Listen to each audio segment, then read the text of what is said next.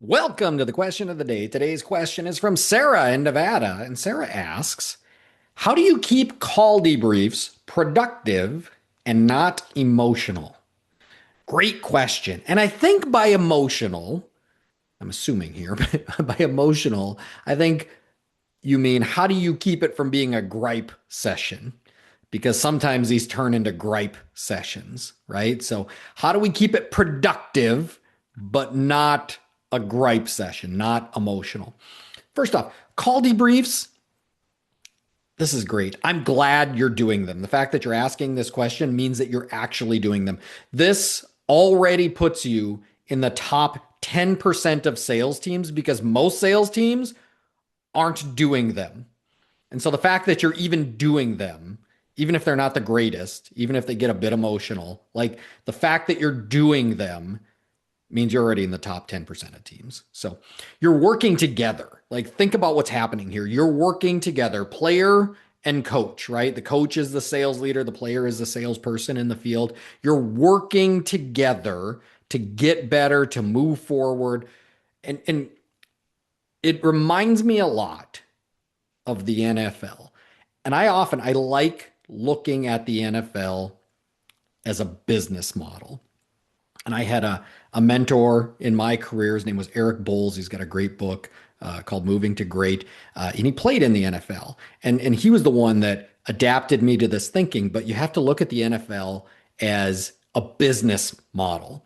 Because if you think of the NFL, just think about it. You got to be the top 1% of the top 1% just to get into the NFL.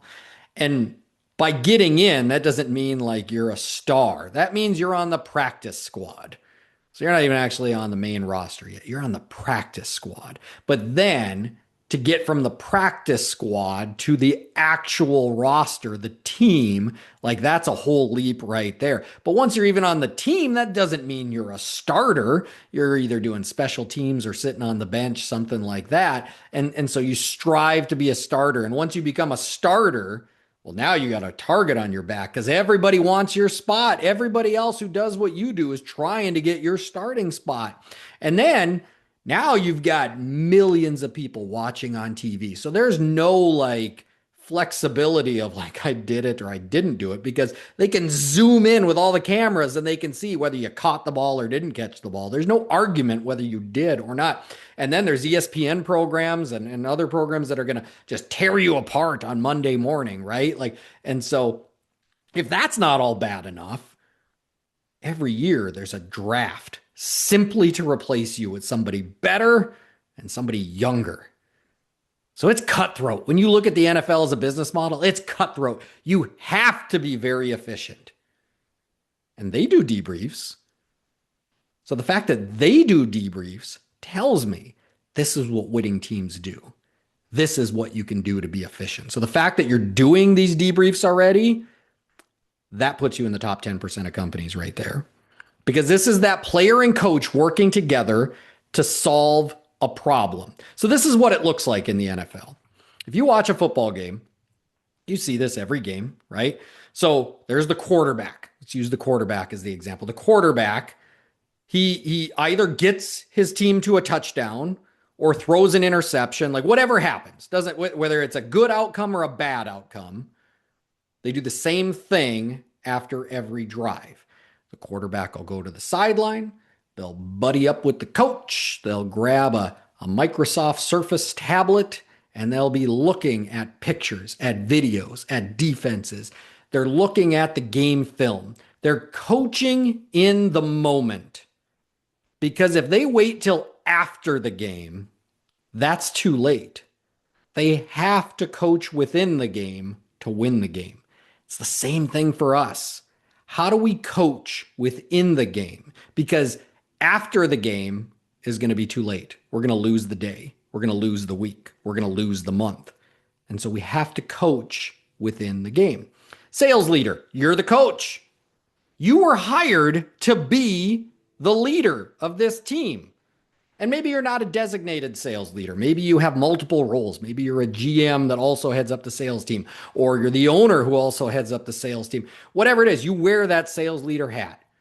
You're the coach. You're the leader.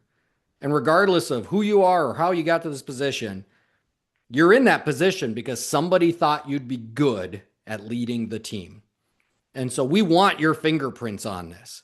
I think sometimes sales leaders shy away from call debriefs because they fear being called a micromanager, right? And that term gets thrown around a lot. Usually it's thrown around by underperformers. But here's the reality. You're in that sales leader role because we want your fingerprints on this. I want you coaching your team. I want you leading your team. I want you making in-game adjustments. That's your job.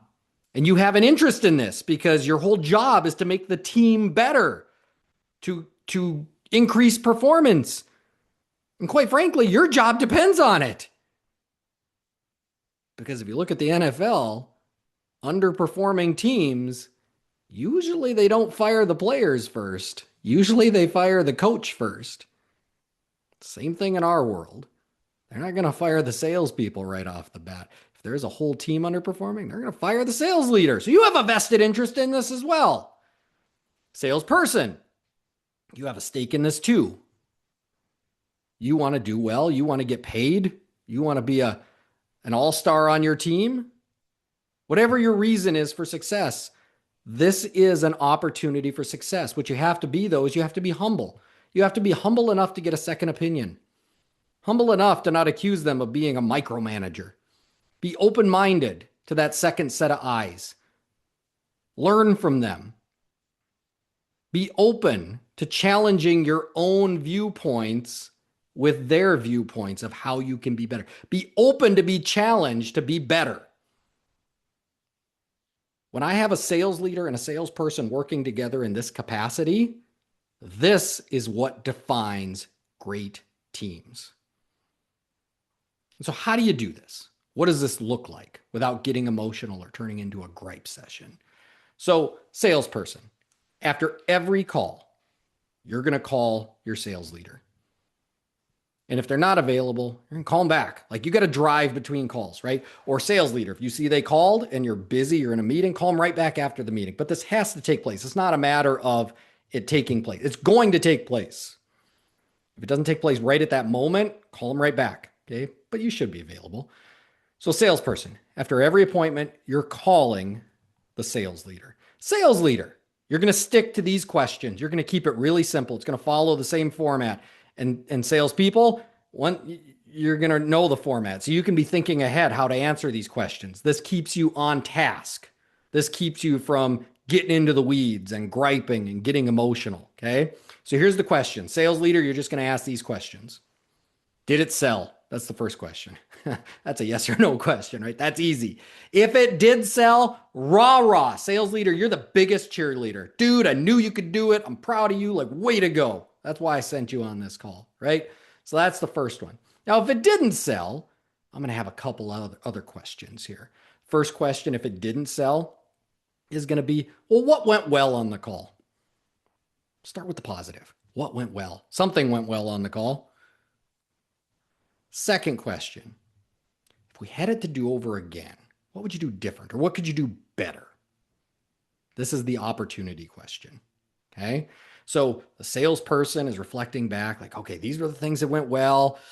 If I had it to do over again, I would have done this different, or I would have done that different. I would have asked this question a little different. This question felt flat. I don't know what I would have done there, but it just didn't feel right. Like this is where those opportunities are going to come up. So what went well? What could have went better? And then my next question, my third question is going to be, what's the next step for this call? Because this is not dead. They didn't buy today, but that does not mean this is dead and they're just not buying. It just means it's stalled. And so we have to have a plan. As I'm walking out of the home on an unsold call, I'm already thinking about what's next. How do I get this moving again? And it's going to be your follow-up. And your follow-up's going to fall into when am I going to follow up and why am I following up? And spoiler alert, your follow-up's going to be tomorrow, and you got to come up with a good customer reason, something you're serving them with to follow up with. And so what's my next steps? So if I'm walking through those three questions right there, 4 with the sell question. So did it sell? That's the first question. But then the other 3 questions are, what went well? What could have went better? And what's the next step for this call? That's going to identify opportunities. Because think about this. If I'm doing this after every single call, it's going to do two things for me. One, I'm always going to have a next step to keep that call moving. So it's going to capture the unsold calls that I already ran. It's going to capture some. The second thing it's going to do for me, it's going to fix things before the next call. So if something didn't go well and the sales leader says, well, did you set a visual agenda? Nah, I didn't. Great. We can fix that before the next call. I won't get caught with my pants down twice. So now when I go into the next call, I'm going to set a visual agenda or whatever it is. Okay. So those are the two things that come out of this call debrief if we ask those questions. I have a next step for the call I just ran, and I can fix things before I run the next call. This is coaching in the moment. Eric Bowles, who I mentioned before, one of my mentors, wrote a book called Moving to Great. Check it out. It's a fantastic book. He says the title of the book is called Moving to Great because you're never great. No one is actually great. No one has ever achieved greatness. But successful people are constantly moving towards greatness. That's what you're doing with the call debrief and asking these questions. Did it sell? What went well? What could have went better? What's the next step for this call? The NFL does it. You can do it too. That's today's question of the day. If you're enjoying question of the day, follow, share, and give a rating. Question of the day is on major streaming platforms. If you have a question, reach out to me either on social media or email. Both are going to be listed in the show description. Let's get your questions answered. And if you're a Next Star member, schedule a call with me. Let's get your situation addressed one-on-one. I'm Coach Chris. We'll see you tomorrow.